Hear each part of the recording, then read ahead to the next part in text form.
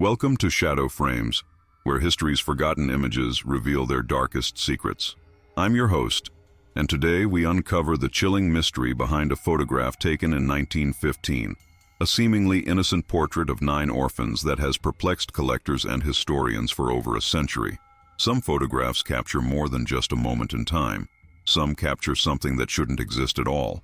This is the story of one such photograph, and the terrible truth it concealed within its faded sepia borders. The story begins with Margaret Holloway, a university archivist specializing in early 20th century photography. In the winter of 2023, as bitter winds howled across the campus and students hurried between buildings with collars turned up against the cold, Margaret received a donation from the estate of Elias Thornton, a renowned collector of historical photographs who had recently passed away at the age of 93. The delivery arrived in 3 large wooden crates, each meticulously packed with acid-free boxes containing photographs, journals, and correspondence spanning nearly 7 decades of Thornton's life as a collector. Margaret's colleagues viewed the task of cataloging such an extensive collection as tedious, but to her, it was like receiving a treasure chest of history's forgotten moments. Each photograph told a story, captured an instant that would otherwise have been lost to time. She had always been drawn to the liminal space between past and present that photographs represented, frozen moments that continued to exist long after everyone in them had turned to dust. As she worked through the collection in her small climate-controlled office in the university's archive building, the soft hum of the dehumidifiers providing a soothing background to her methodical work, Margaret found herself particularly intrigued by a worn leather journal dating from the mid-1970s and a series of photographs from the now-demolished Whitechapel Children's Home, an orphanage that operated in rural Massachusetts from 1887 to 1926. The institution had been established by Jeremiah Whitechapel, a textile magnate who had lost his only child to scarlet fever and subsequently devoted his considerable fortune to the care of orphaned children. The photographs documented the daily life of the orphanage. Children at lessons, at prayer, at mealtimes. Ordinary moments in extraordinary circumstances. Lives interrupted by tragedy and reconstituted within institutional walls. Margaret noted how stiffly the children posed, how solemn their expressions remained across different photographs. There was little of the spontaneity one might expect from images of children, even accounting for the long exposure times required by early 20th century photography. As she carefully handled each photograph with her cotton-gloved hands, one particular image caught her attention. Dated April 17, 1915, the sepia-toned photograph showed 9 children posed formally on the orphanage's front steps. 8 boys and 1 girl, all dressed in the plain, utilitarian clothing typical of orphanages of that era. Simple cotton shirts and short pants for the boys, a modest pinafore dress for the girl. Their hair was neatly combed, their posture rigid, their expression solemn, as was customary for photographs of the time when subjects needed to remain still for extended periods. The orphanage itself loomed behind them, a severe Victorian structure with tall, narrow windows and ornate stonework that belied its institutional purpose. The building seemed to possess an almost anthropomorphic quality, as if it were another presence in the photograph, watching over its charges with cold glass eyes. Margaret placed the photograph under the soft light of her desk lamp, studying it more carefully through her magnifying glass. The children were arranged in 2 rows, 4 on the upper step, 5 on the lower. At first glance, there was nothing particularly unusual about the image, nothing to distinguish it from countless other institutional photographs of the era. But there was something about this photograph that made Margaret pause. Something about the 4th child from the left, a boy of around 10 years old with hollow cheeks, pale skin, and eyes that seemed to stare directly through the camera lens, as if observing Margaret herself across the century that separated them. Unlike the other children, whose expressions ranged from solemn to slightly fearful, this boy's face held an unsettling stillness, a quality that Margaret couldn't quite define but which raised the fine hairs on the back of her neck. She couldn't quite place what disturbed her, but she felt a peculiar unease whenever her eyes settled on his image.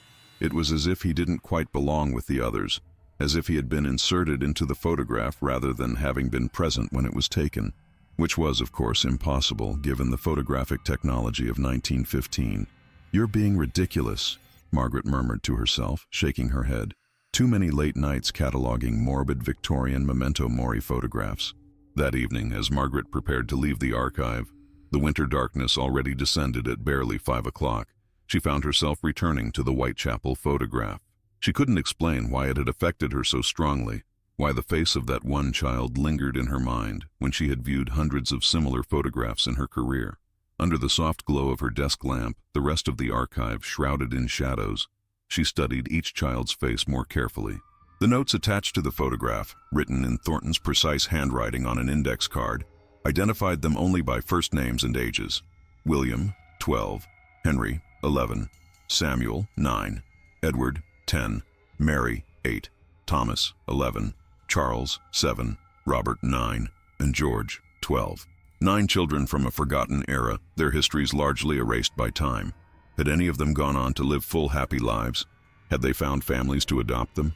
Or had they aged out of the orphanage system into a world on the brink of the First World War? There was no way to know. The card offered no additional information, no hint of what had ultimately become of these solemn-faced children. Margaret made a high-resolution digital scan of the photograph to study it more closely at home. She told herself it was simply professional thoroughness, that the image was of historical interest and deserved careful documentation. But she knew there was more to her fascination than scholarly interest. Something about that fourth child, Edward, had lodged in her mind like a splinter, impossible to ignore.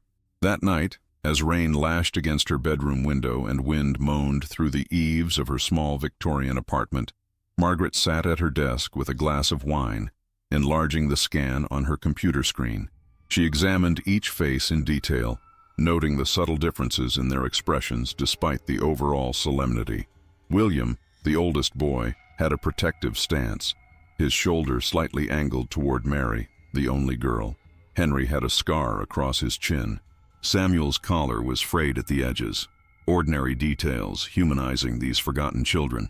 When she reached Edward, the fourth child, she zoomed in further, studying his features. His eyes, which had seemed so penetrating in the archive, appeared even more unsettling at this magnification. They held a depth, an awareness that seemed impossible for a child, especially one from an era when children were still treated largely as miniature adults, their inner lives given little consideration. Then her gaze drifted down to his hands, resting in his lap, and she noticed something she had missed in the archive. His hand seemed wrong somehow. She zoomed in further, and that's when she saw it. Edward's hands appeared to have extra fingers, not just one or two, but what looked like several additional digits, overlapping and intertwining in a way that human anatomy simply wouldn't allow. Margaret blinked hard, thinking it must be a flaw in the photograph or a trick of the light, some quirk of shadow or damage to the original image. She adjusted the contrast, sharpened the details, trying to resolve the anomaly into something that made sense. But the more she stared, the clearer it became. No matter how she tried to rationalize it, Edward's hands had too many fingers. Far too many. They weren't malformed or fused together as might occur in certain congenital conditions. They were distinct articulated digits that curled and overlapped in a configuration that defied anatomical possibility. This can't be right, Margaret whispered to herself, the wine forgotten on her desk. She rubbed her eyes, thinking fatigue must be affecting her perception. But when she looked again, the impossible hands remained, their elongated fingers intertwined like pale, fleshy tentacles. She sat back, her heart racing. Could this be some kind of photographic manipulation? But that made no sense. Photo manipulation in 1915 was possible, but crude by modern standards, requiring significant darkroom expertise and generally leaving obvious traces. This photograph showed no signs of such tampering. Besides, why would anyone go to such trouble for an institutional photograph of orphans, a purely documentary image never intended for public display? A thought occurred to her. Perhaps Edward had suffered from a physical deformity, some kind of polydactyly or similar condition. That would explain the extra digits, though not their strange, almost fluid arrangement. She made a note to research medical conditions affecting the hands that might have been present in early 20th century orphanages. Sleep eluded her that night. Every time she closed her eyes, she saw Edward's face, his hollow cheeks and two knowing eyes, and those impossible hands with their writhing, excessive fingers. When she finally did drift off near dawn, her dreams were filled with pale, groping appendages reaching for her from the shadows. Intrigued and slightly unsettled, Margaret returned to the archive the next morning, arriving before any of her colleagues, the sky still dark with lingering night. She needed to examine the original photograph again. to confirm what she had seen on her computer wasn't just a digital artifact or a flaw in her scan. The photograph was where she had left it, carefully stored in its acid-free folder in one of Thornton's meticulously organized boxes. Margaret pulled it out with gloved hands, carrying it to her desk where the morning light, weak and gray through the archive's tall windows, would provide the best natural illumination. The anomaly was still there. Edward's impossible hands, with their too many fingers, rested in his lap, just as she had seen in the scan. If anything, they seemed even more disturbing in the original photograph, the silver gelatin print offering a depth and dimension that the digital scan had flattened. She decided to look through Thornton's journal, hoping to find some mention of this strange photograph. The journal was bound in worn burgundy leather, its pages yellowed with age but still intact. Thornton had been meticulous in his documentation, his handwriting flowing yet precisely legible, each entry dated and often cross-referenced to other entries or external sources. The journal began conventionally enough, with Thornton documenting his acquisitions and the historical context behind them.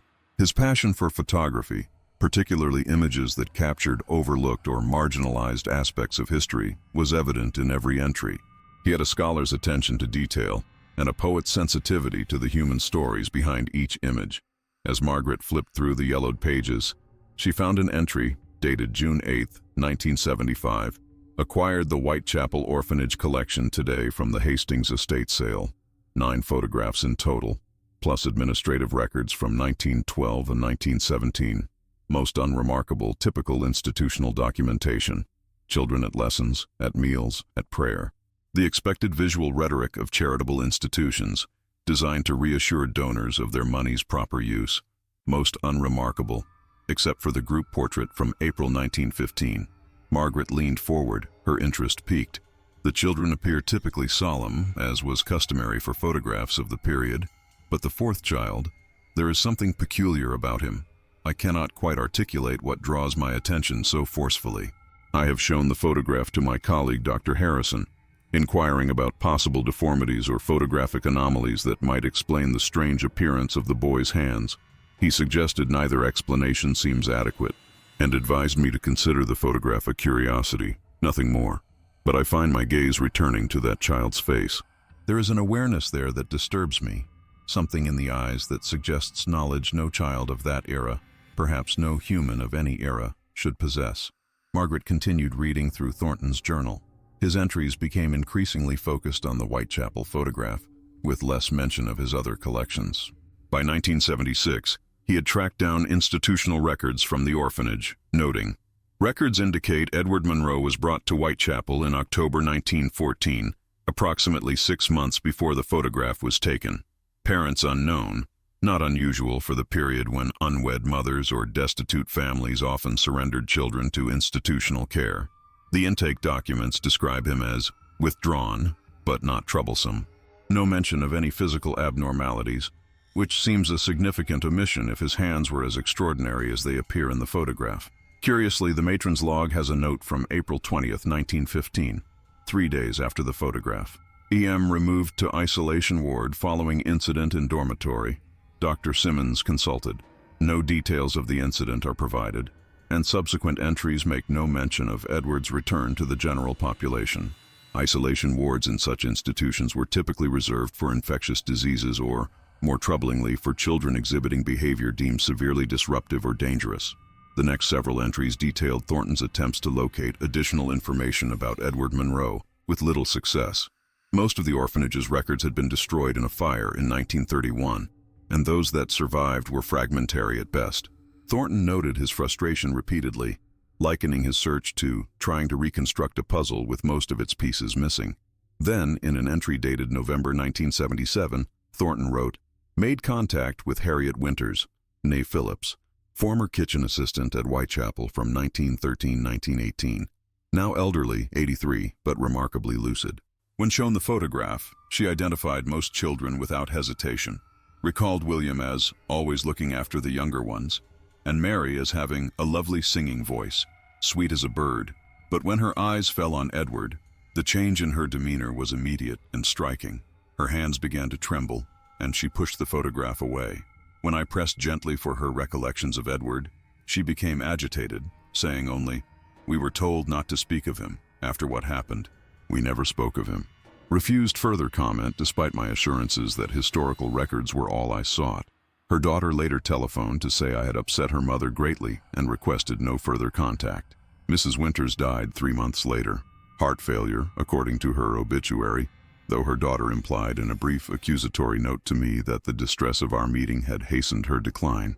Margaret leaned back in her chair, considering what she had read. Thornton's obsession with the photograph was evident, but she still had no explanation for Edward's strange appearance or for the strong reactions the image seemed to provoke. She turned the page to find a pressed newspaper clipping from the local Whitechapel Gazette, dated May 2, 1915. Tragedy at Children's Home. The community of Whitechapel was shocked yesterday by the untimely death of Dr. Harold Simmons, 52, physician to the Whitechapel Children's Home. Dr. Simmons was found deceased in the institution's isolation ward under circumstances described by authorities as unusual. No further details have been released pending investigation. Dr. Simmons had served the community with distinction for over 20 years and was known for his devotion to the welfare of the orphaned children under his care. He leaves behind a wife, Margaret, and 2 sons, James and Thomas. Funeral services will be held at St. Mark's Church on Wednesday. Margaret felt a chill run down her spine. The timing couldn't be coincidental. Dr. Simmons died just 2 weeks after being consulted about Edward Monroe and in the very isolation ward where Edward had been placed. She continued reading Thornton's journal, which became increasingly erratic in its organization. Entries sometimes spanning pages, other times consisting of just a few disjointed sentences. His normally precise handwriting grew hurried, with more crossouts and ink blots, as if his thoughts were racing ahead of his ability to record them. He had apparently spent years trying to track down anyone connected to Whitechapel, with limited success. Former employees were either deceased or reluctant to speak about their time there. Administrative records had been scattered among various government offices and private collections, many lost or destroyed over the decades. One entry from 1980 stood out. Finally located Thomas Blackwood, former groundskeeper at Whitechapel from 1912 to 1918, now living in a nursing home in Burlington, elderly, 91, but still remarkably sharp-minded for his age. Unlike others I've interviewed, he showed no immediate distress when shown the photograph, merely a grim recognition. He recalled the arrival of Edward Monroe, said the boy came in the night, brought by a man who identified himself only as a representative of the mother's family.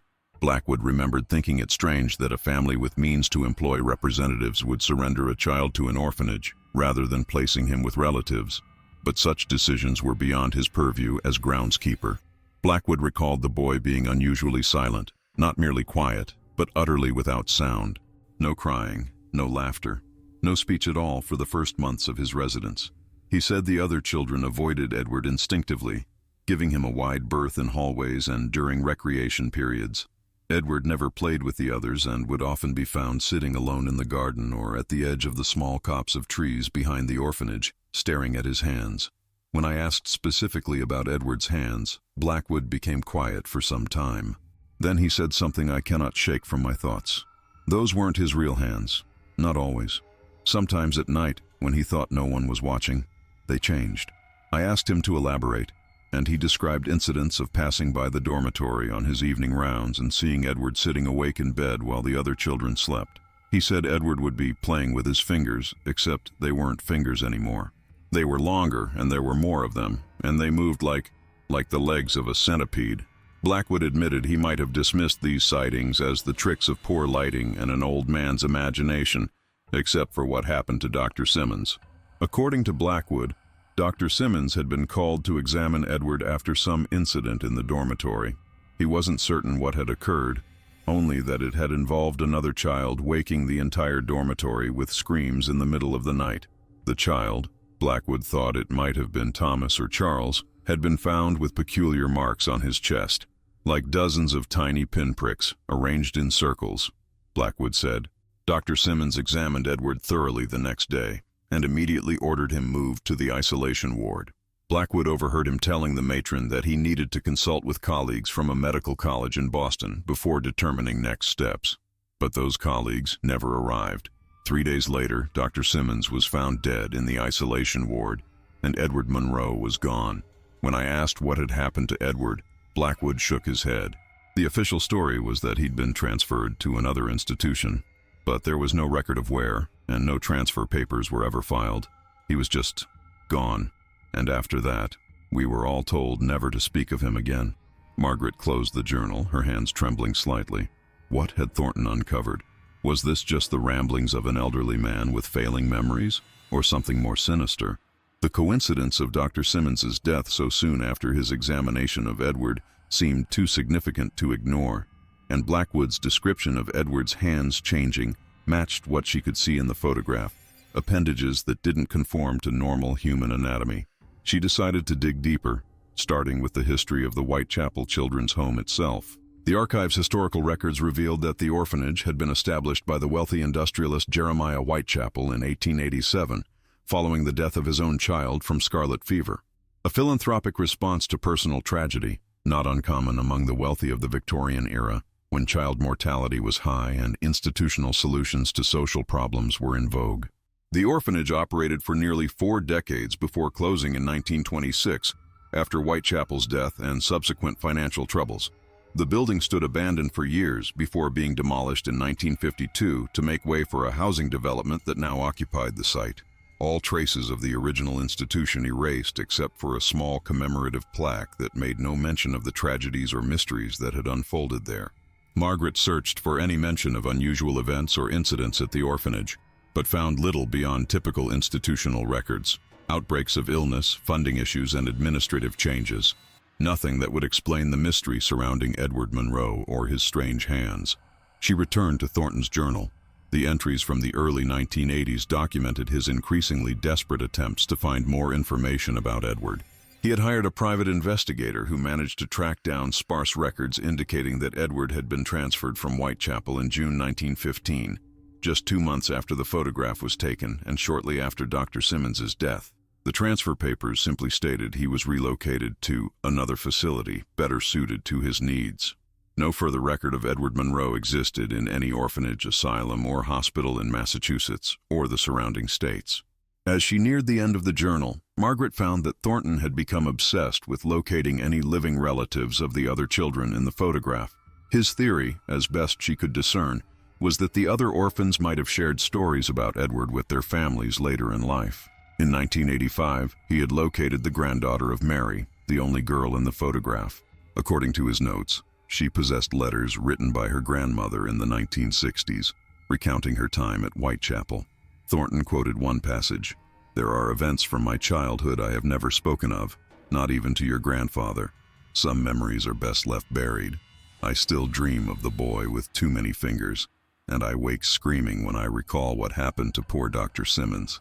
We were told it was an accident, but I heard the matrons whispering. I heard them say the doctor was found with his chest carved open, strange markings etched into his ribs. They said his heart was missing, yet there was no blood, not a drop anywhere in the room. How can a man's heart be removed without blood? The most terrible thing was that the marks on his ribs matched the pattern we had all seen on little Charles's chest the week before. Dozens of tiny circular indentations, as if someone had pressed the tips of their fingers into the bone itself, except there were far too many for a normal hand to make such a pattern. I was 8 years old then, and when they moved us to the new orphanage the next month, the matrons made us all swear never to speak of Edward or what had happened. They said it would frighten potential adoptive parents, that it would ruin our chances of finding families, but I think they were afraid too. I think they feared that speaking his name might somehow bring him back." Margaret shuddered. This account conflicted sharply with the newspaper's sanitized report of the doctor's death. Could there really be a connection between Edward Monroe and Dr. Simmons's death? It seemed impossible, yet Thornton had clearly believed there was more to the story. The final entries in the journal detailed Thornton's increasingly frantic research. He had become convinced that Edward Monroe was not an ordinary child, but something else, something that had merely taken the form of a child. His theories ranged from the psychological, a mass hysteria or shared delusion among the orphanage residents, to the supernatural, an entity or being of unknown origin. The last coherent entry, dated September 1992, read, "I have made a grave mistake. The photograph. I should never have kept it. All these years I thought I was the observer, the investigator uncovering a historical mystery, but I have come to understand that I am being observed in turn. The photograph is not merely a document, it is a window, and windows work in both directions. Last night I dreamt of Edward Monroe. He was standing at the foot of my bed, hands outstretched toward me. But they were not hands as we understand them. They were appendages, writhing and multiplying as I watched, pale tendrils extending toward my chest. He spoke to me without moving his lips. "You've been looking for me. Now I've found you." I woke to find my bed sheets torn to shreds, as if by dozens of small, sharp implements. The photograph, which I keep locked in my safe, was on my bedside table. I do not recall removing it. More disturbing still, when I examined it this morning, I noticed a change. Edward is no longer looking at the camera. His head is turned slightly, his gaze directed at the photographer. I am returning the photograph to its safe and will make arrangements tomorrow to donate my entire collection to the university archive. Perhaps there, among countless other artifacts, its power will be diluted. I can only hope that by dispersing my research and removing the photograph from my personal possession, I might weaken whatever connection has formed between us. God forgive me if I have inadvertently exposed others to this great presence. I comfort myself with the thought that few will give the photograph the sustained attention I have. Few will look closely enough to see what I have seen, to notice the fingers, to meet Edward's gaze and invite him in. The journal ended abruptly after that entry. Margaret closed it slowly, her mind racing. Thornton had lived for another 30 years after writing that final entry, dying only recently in 2023. Had he simply abandoned his research, or had something convinced him to stop documenting it? She pulled out the original photograph again, studying it closely. Edward Monroe stared back at her, his gaze fixed on the camera, exactly as one would expect in a formal portrait of the era. His hands, with their impossible number of fingers, rested in his lap. Margaret frowned. According to Thornton's last entry, Edward had been looking away from the camera. She compared the photograph to the scan she had made the previous day. They were identical. Had Thornton been mistaken? Or worse, had he been experiencing delusions toward the end of his research? As she contemplated this, her phone rang, startling her in the quiet of the archive. It was her colleague, Dr. James Harrison, a photography conservator whom she had consulted on numerous occasions. The same surname as the Dr. Thornton had consulted decades earlier, though surely not the same person. "Margaret, I've been looking at that scan you sent me," James said without preamble. "The one with the orphans from Whitechapel." "Yes? Did you notice anything unusual about it?" she asked, her heart quickening. There was a pause on the line. "That's just it. I'm not sure what you wanted me to see. It's a fairly standard group portrait from the period. 9 children, looking appropriately solemn. The composition is unremarkable, the exposure adequate, but not exceptional. What was I supposed to notice?" Margaret felt her blood run cold. 9? You counted 9 children? "Yes, of course. 4 on the top step, 5 on the bottom." "Why? And the 4th child from the left, did you notice anything strange about his hands?" Another pause, longer this time. "No, nothing out of the ordinary. Just a boy with his hands folded in his lap, like the others." "Margaret, are you feeling all right? You sound stressed." Margaret looked down at the photograph in front of her. Edward Monroe stared back, his too many fingers intertwined in an impossible configuration. "I'll call you back," she said, and hung up.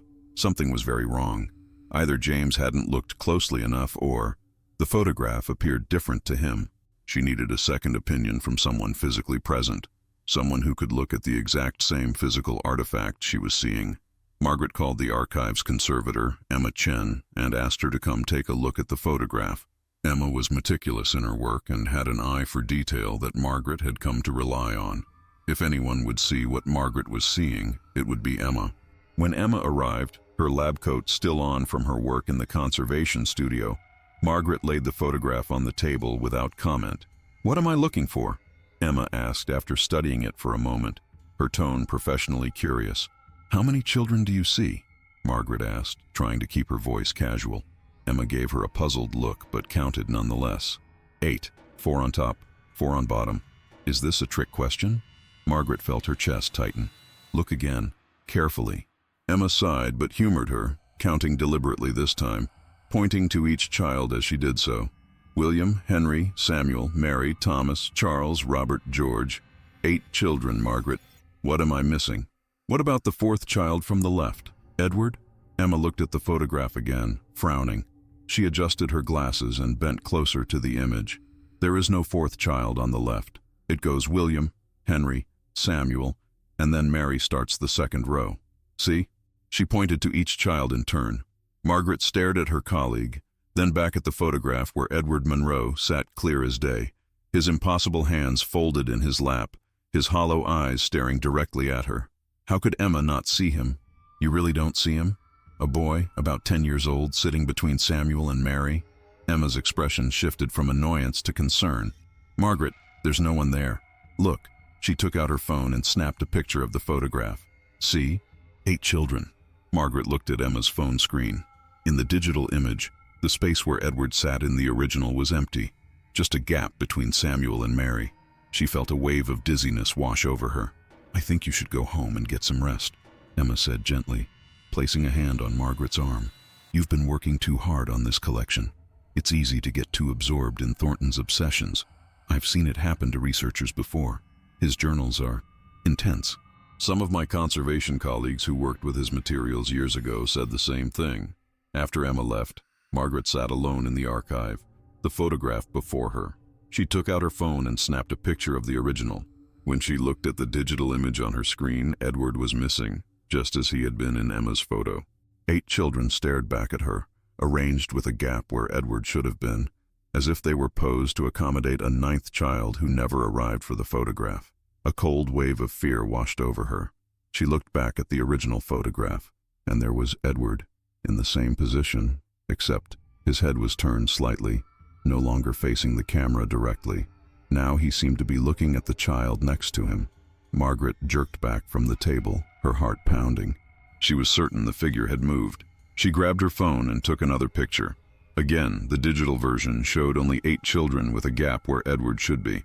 With shaking hands, she returned to Thornton's journal, flipping through the pages for any clue, any explanation. Near the back, she found a loose sheet of paper she had previously overlooked. It was a letter addressed to Thornton, dated 1982, written on faded blue stationery in a careful, elderly hand. Dear Mr.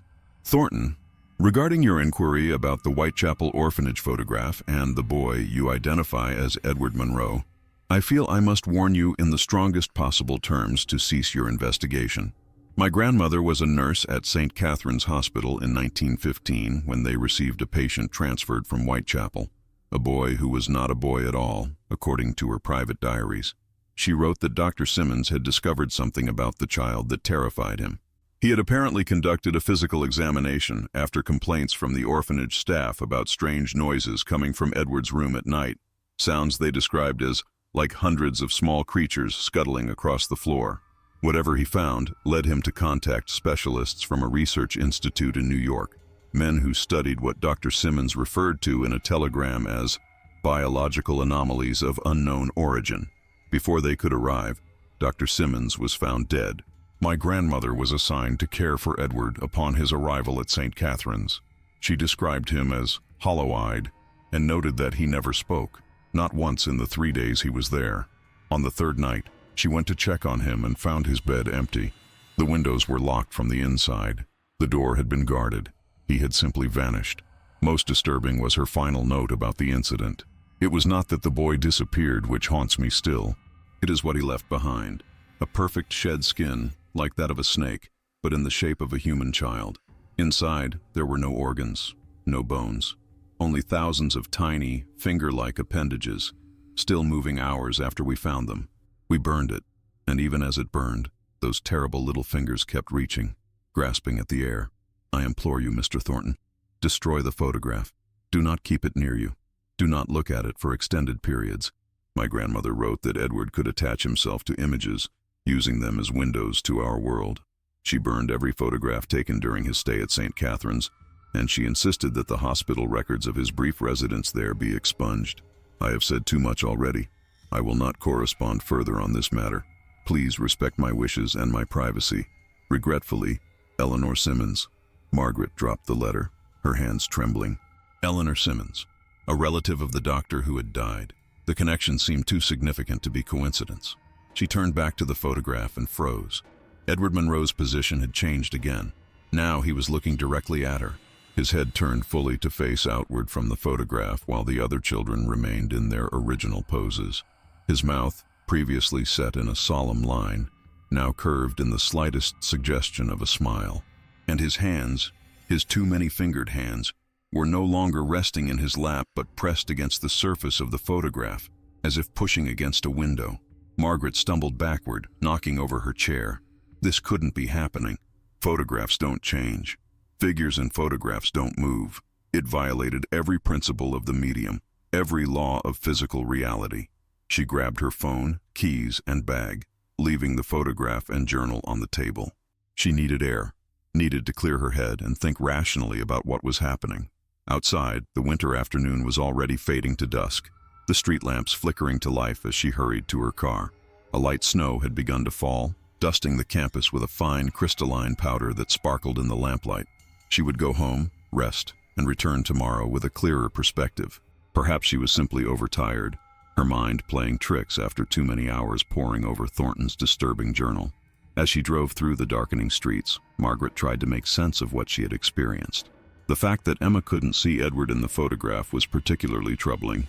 It suggested either that Margaret was hallucinating, a disturbing enough possibility, or that the photograph somehow appeared differently to different viewers. Both explanations seemed impossible, yet one of them had to be true. And what of the discrepancy between digital images and the original photograph? Why did Edward appear in the physical artifact, but not in digital reproductions? It made no logical sense. Photographs were static records of light patterns. They didn't change based on who was viewing them or how they were being reproduced. At home, Margaret poured herself a glass of wine and tried to calm her nerves.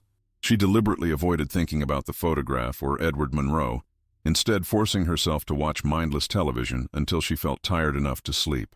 That night she dreamt of Whitechapel Children's Home, a looming Victorian structure with darkened windows and a forbidding front entrance. In her dream, the building stood intact, not the pile of rubble it had been reduced to in 1952. She climbed the steps where the orphans had been photographed, the same stone steps she had seen in the photograph, now weathered and cracked in her dreamscape. The heavy wooden door swung open at her touch, groaning on aged hinges. Inside, a long corridor stretched before her, lined with doors. From behind them came children's voices, singing, reciting lessons, occasionally crying, the sounds of institutional life, muted and distant. The corridor was lit by gas lamps that cast flickering shadows on the floral wallpaper, its pattern faded with age and discolored with water stains. She walked down the hallway, her footsteps echoing on the wooden floor. She was drawn to a door at the very end that was different from the others, painted black instead of brown, with no nameplate or number to identify its occupant. As she approached, the voices fell silent one by one, until the only sound was her own breathing and the creak of the floorboards beneath her feet. She reached for the black door's handle, some part of her knowing she shouldn't open it, yet unable to stop herself. Inside was a small room with a single bed and a window that showed only darkness. The room was sparsely furnished, just the bed, a plain wooden chair, and a small table on which sat a mirror. There was no other decoration, no personal touches to suggest it was a child's room rather than a cell. Sitting on the bed was Edward Monroe, his back to her, hunched over something in his hands. In the dream-logic way of knowing without seeing, Margaret understood he was looking at a photograph. "Edward?" she heard herself say, the name barely a whisper in the still air of the room. He turned slowly, and Margaret saw that he was holding a photograph. Her photograph, the one she had taken with her phone in the archive. He held it up for her to see. In the photograph was Margaret herself, standing in her bedroom, asleep. "You shouldn't have looked so closely," Edward said, his voice like dry leaves scraping against stone. "Now I've found you too." He raised his hands, and fingers, too many fingers, unfurled like the petals of some grotesque flower. They stretched toward her, elongating impossibly, reaching across the space between them. Margaret woke with a gasp, her heart pounding. Moonlight streamed through her bedroom window, casting long shadows across the floor. For a moment, she lay perfectly still, convincing herself it had been just a dream, a nightmare induced by her immersion in Thornton's disturbing research. Then she heard it, the soft sound of breathing that wasn't her own. Slowly, Margaret turned her head toward the corner of her bedroom. A figure stood there, small and child-sized, silhouetted against the wall. As her eyes adjusted to the darkness, She could make out the plain, utilitarian clothing of a century past, and a pair of hands that seemed to ripple and shift in the moonlight. "No," Margaret whispered. "You're not real. You can't be real." The figure took a step forward, and Margaret scrambled out of bed, backing against the opposite wall. In the dim light, she could now see Edward Monroe's face, the hollow cheeks, the deep-set eyes, exactly as in the photograph. But his hands were changing, the fingers multiplying and extending, reaching toward her like pale, writhing tentacles. Margaret lunged for the light switch and flooded the room with brightness. The corner was empty. She sank to the floor, her legs too weak to support her. Had she imagined it? Another dream within a dream, perhaps? Or was she experiencing some kind of psychotic break, her mind fracturing under the stress of her research and Thornton's infectious obsession? Her phone chimed with a text message. With trembling hands, she picked it up from her bedside table. The message was from an unknown number. "Come back to the archive. See what he's become." Margaret stared at the message, her blood running cold. Who could have sent this? Only Emma knew she had been researching the photograph. And how had they gotten her private number? She tried to reply, asking who was texting her, but the message failed to send. The number appeared valid, yet unreachable. Despite every instinct telling her not to go, Margaret found herself getting dressed. She had to know, had to understand what was happening. If she was losing her mind, or if there was truly something supernatural at work. She had spent her career studying photographs, understanding them as documents of historical truth. If that foundation was crumbling, she needed to know why and how. The university campus was deserted at this late hour, the paths empty of students, the academic buildings dark except for security lighting. Margaret's faculty ID gave her access to the archive building.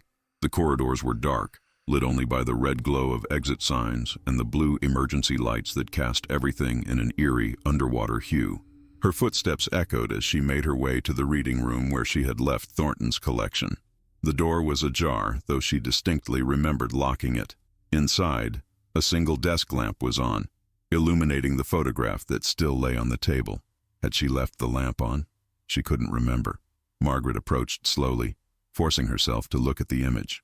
Edward Monroe was gone from the group. 8 children stared solemnly at the camera, just as Emma had described earlier. But now, standing behind them, barely visible in the shadows of the orphanage entrance, was a tall, thin figure. An adult figure with a face Margaret recognized from her mirror. It was her. She stood in the background of a photograph taken more than a century before her birth, her expression blank, her hands hidden in the folds of a period dress she had never worn. Margaret staggered backward, her mind reeling. This was impossible. She picked up the photograph with shaking hands, studying it closely. The figure was unmistakably her, though rendered in the same sepia tones as the rest of the image, as if she truly had been there in 1915. "Do you understand now?" The voice came from behind her. Margaret whirled around to find a small figure standing in the doorway.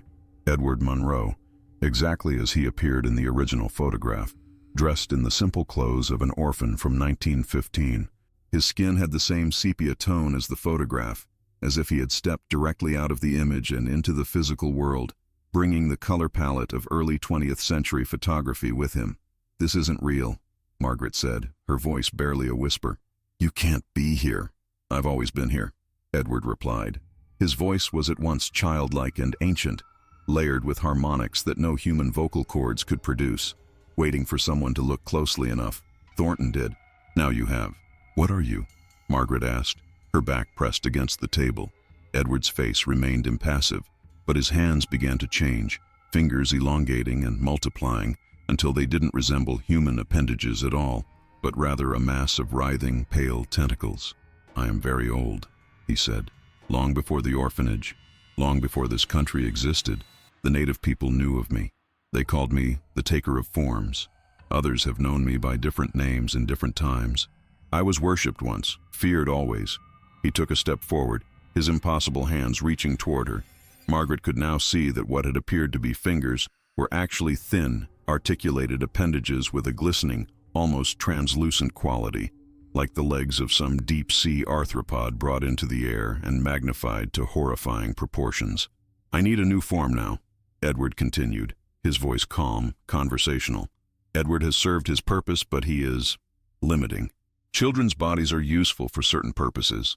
They arouse less suspicion, inspire protective instincts rather than fear, but their social mobility is restricted, their power limited. You've seen my true nature. You've invited me in through your curiosity. That's all I need. Just one person to see me, truly see me. Margaret looked frantically around the room for anything she could use as a weapon or a means of escape. Her eyes fell on Thornton's journal, still open to the letter from Eleanor Simmons. "You killed Dr. Simmons," she said, trying to keep him talking while she edged toward the door. "Why?" "He saw what I was. He was going to tell others. I couldn't allow that." "And Thornton? Did you kill him too?" Something like amusement flickered across Edward's face. "No, Thornton was more useful alive. His obsession kept me connected to this world.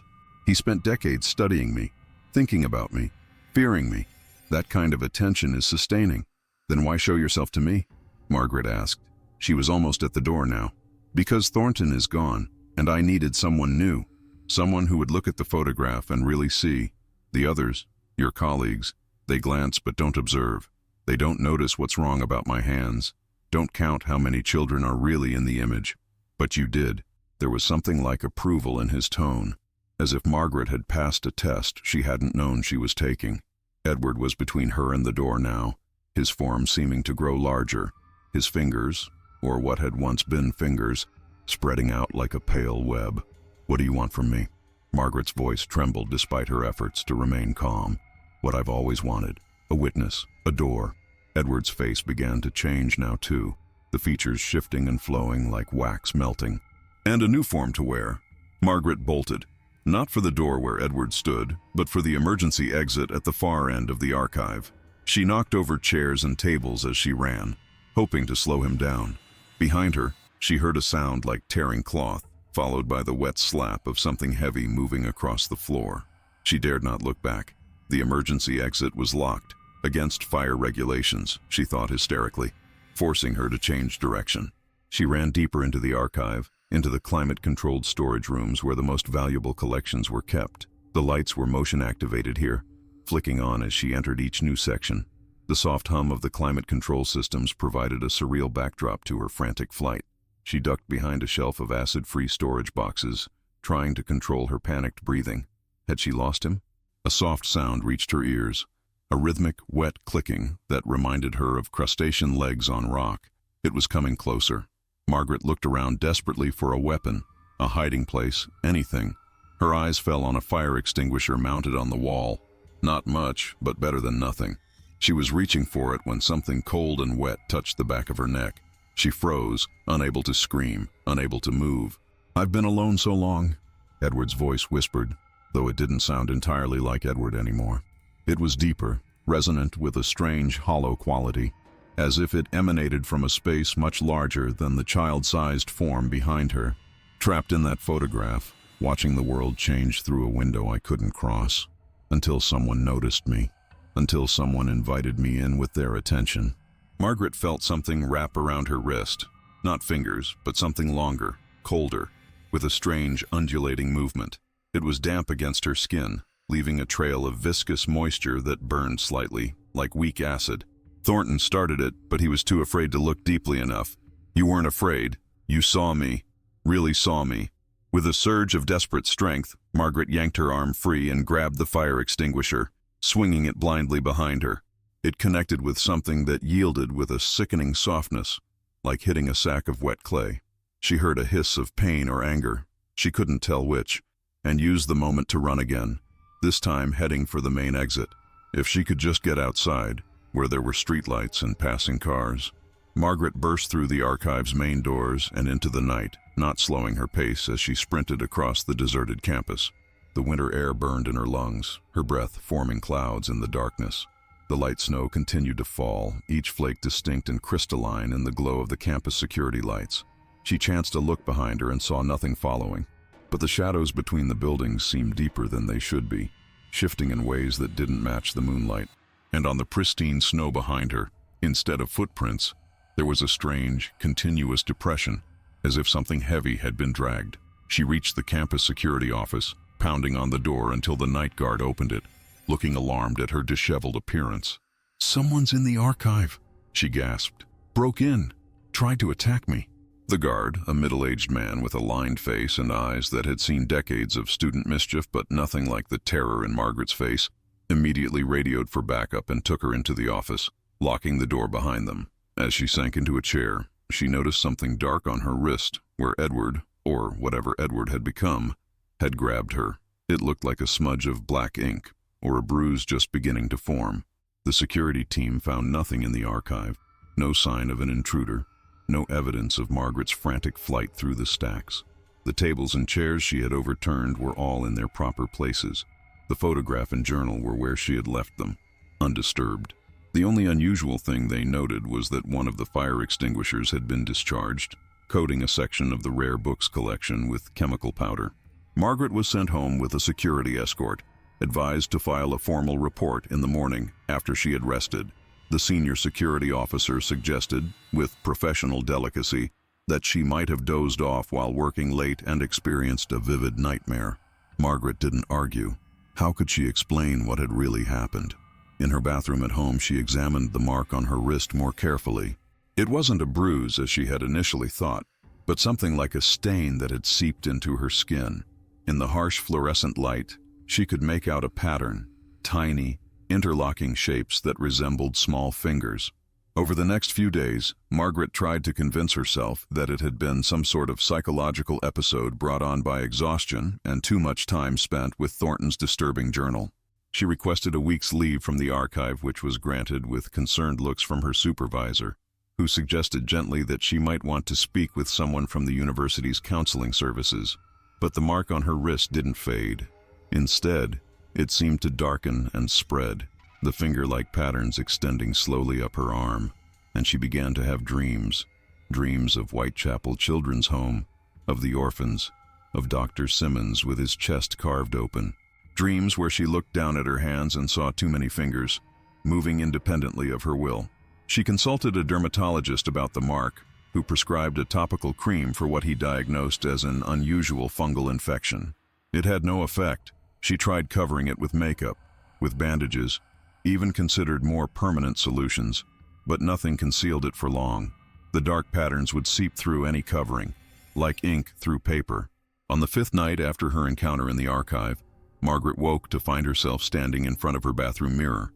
Though she had no memory of getting out of bed, the mark had spread across her chest now, visible beneath her nightgown as a web of dark, finger-like patterns. But it was her reflection that truly terrified her. For a moment, just a moment, she didn't recognize the face looking back at her. The features were subtly wrong, as if someone had tried to create a replica of her face but didn't get the proportions quite right. And behind her eyes was a different awareness, ancient and cold. "We're beginning to merge," her reflection said, though her own lips didn't move. "It will be easier if you don't resist." Margaret stumbled back from the mirror. A scream caught in her throat. She threw a towel over the mirror and ran from the bathroom, grabbing her phone to call for help. But as she looked at the screen, she found she couldn't remember who to call. Names and faces blurred in her mind. Connections and relationships suddenly unclear. Who were her friends? Her family? She couldn't recall. The next morning, Margaret forced herself to return to the archive. She had to understand what was happening to her, and the only clues she had were in Thornton's collection. If he had lived with this for decades, perhaps he had found a way to manage it, to coexist with whatever had attached itself to her.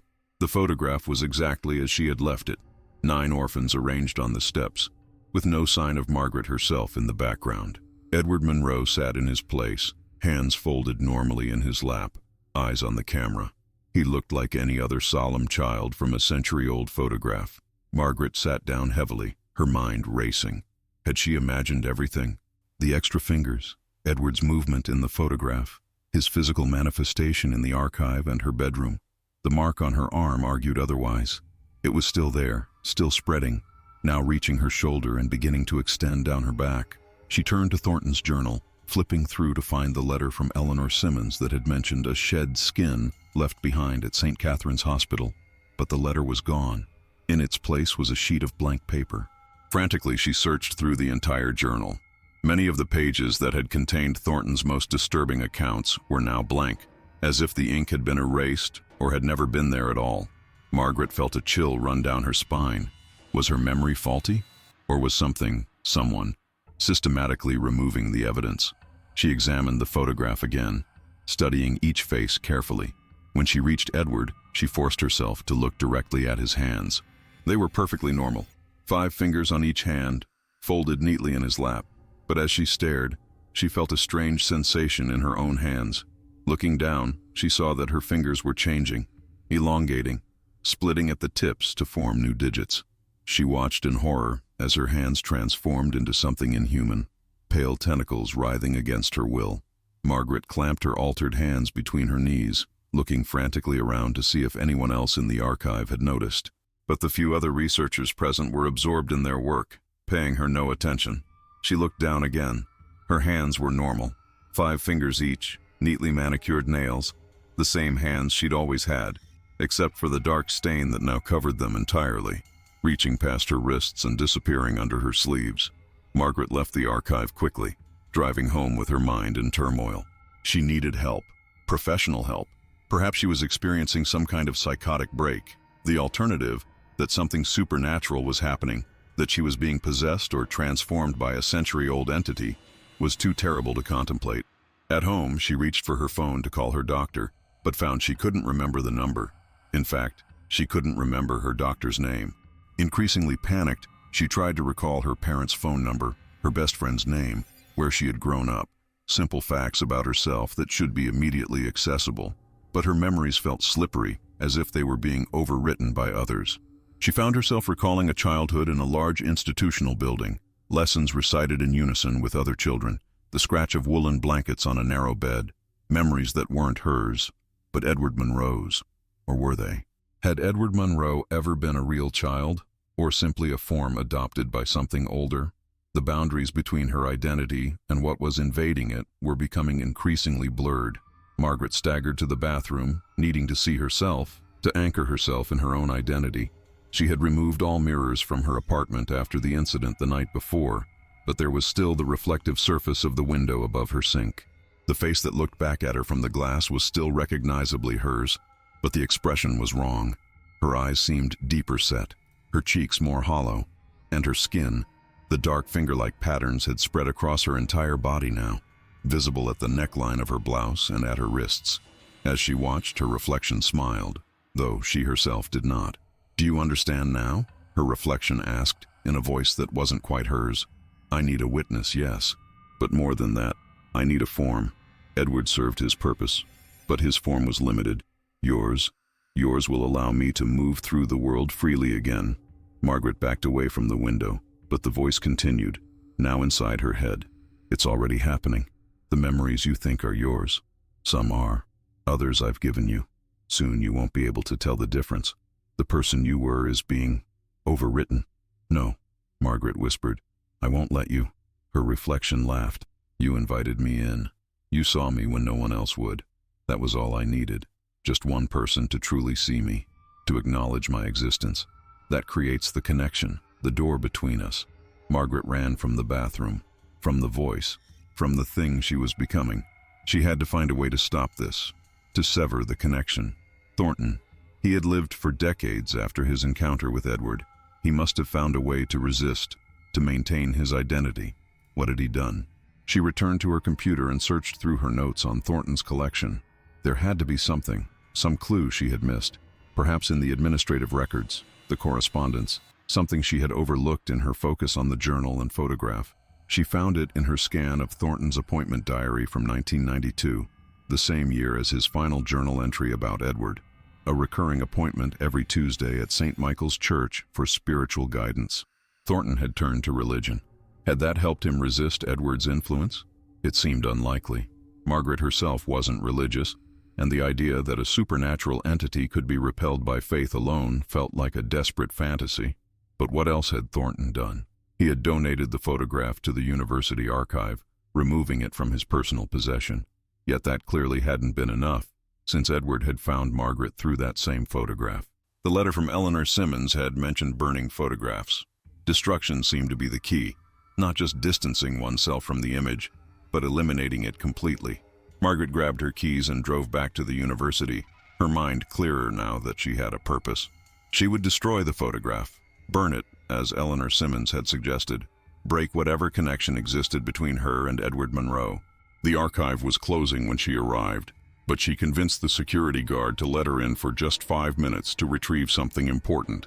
Once inside, she headed straight for the reading room where Thornton's collection was kept. The photograph was there, innocent-looking in its archival sleeve.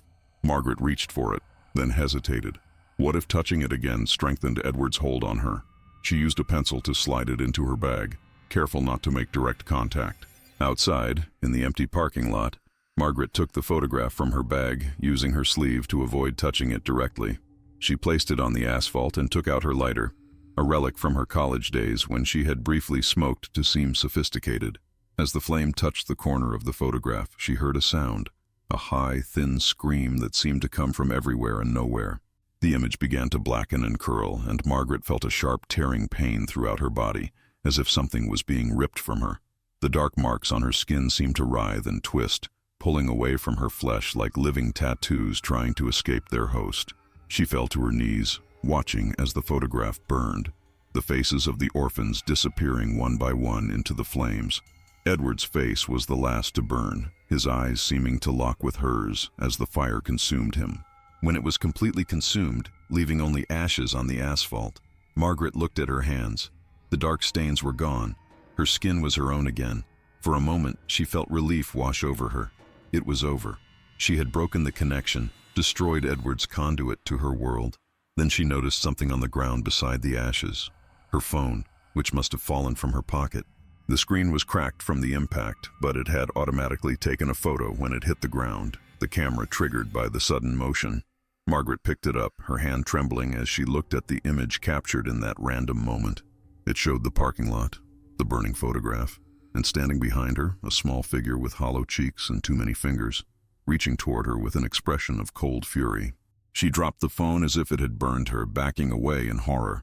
The connection hadn't been broken. It had merely changed form. Edward Monroe, or the entity that had worn his shape, could exist in any image. The photograph from 1915 had only been its original vessel. Margaret fled to her car, her mind racing.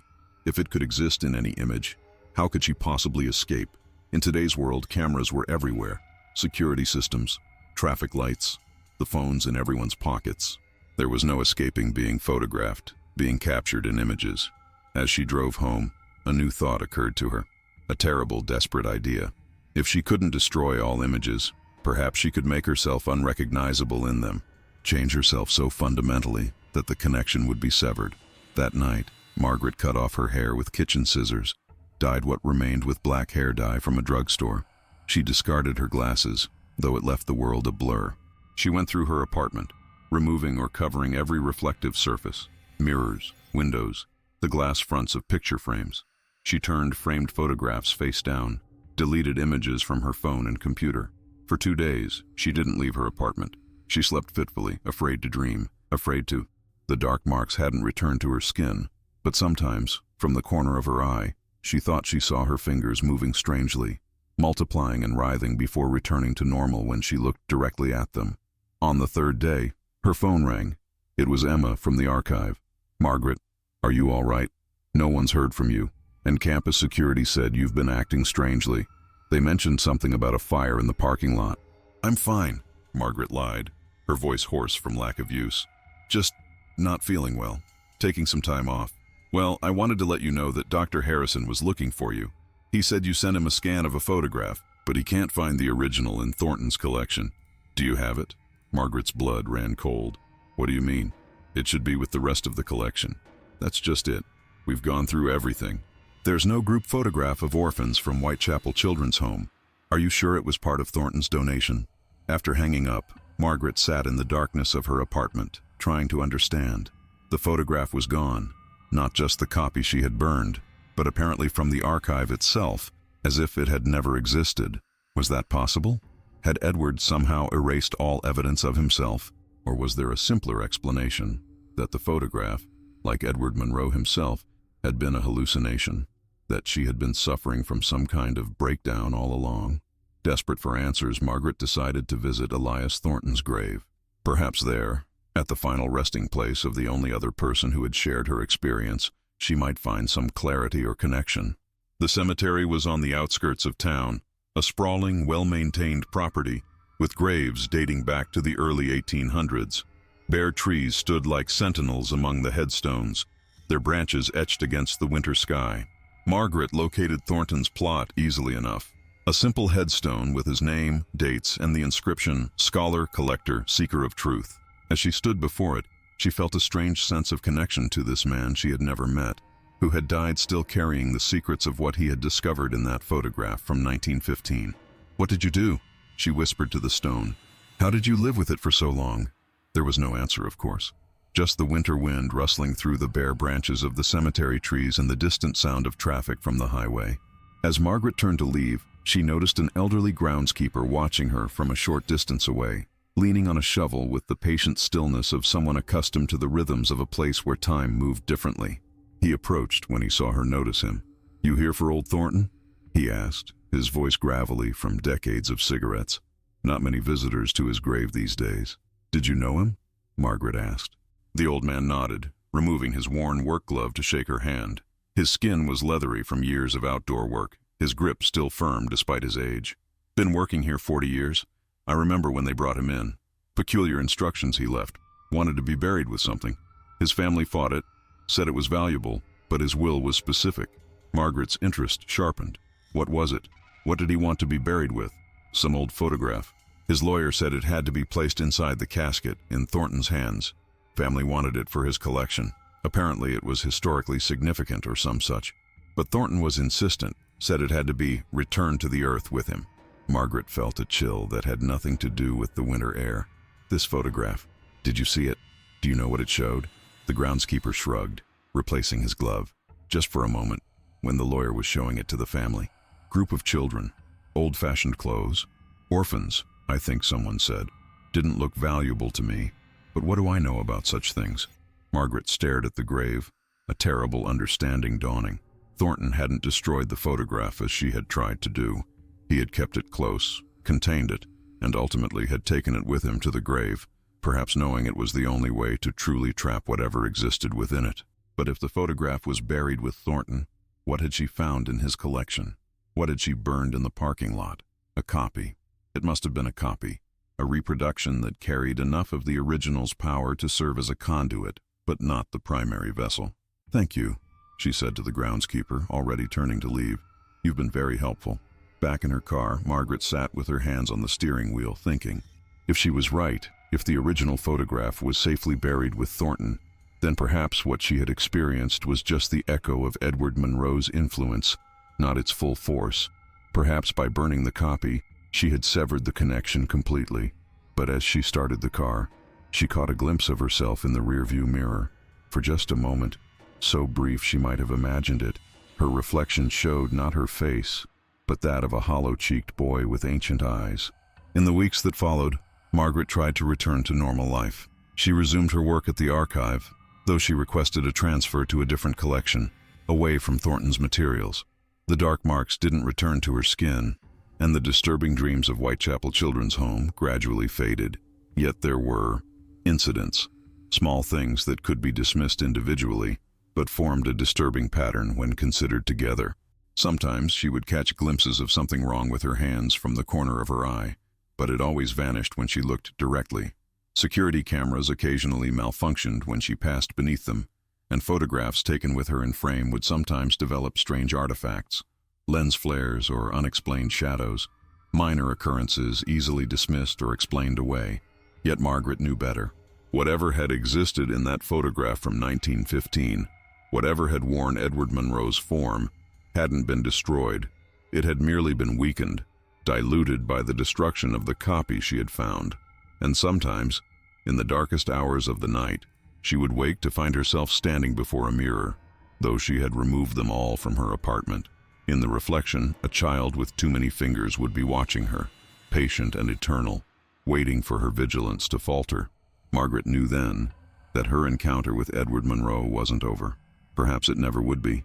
The entity that had existed in that photograph for over a century had found a new vessel, not a complete possession as it had intended, but a foothold, a splinter of itself lodged within her like a sliver of glass too deep to remove. She began researching, gathering accounts of similar phenomena from folklore and paranormal literature around the world. Tales of entities that could move through images, that could possess or replace those who looked too deeply, that fed on attention and fear.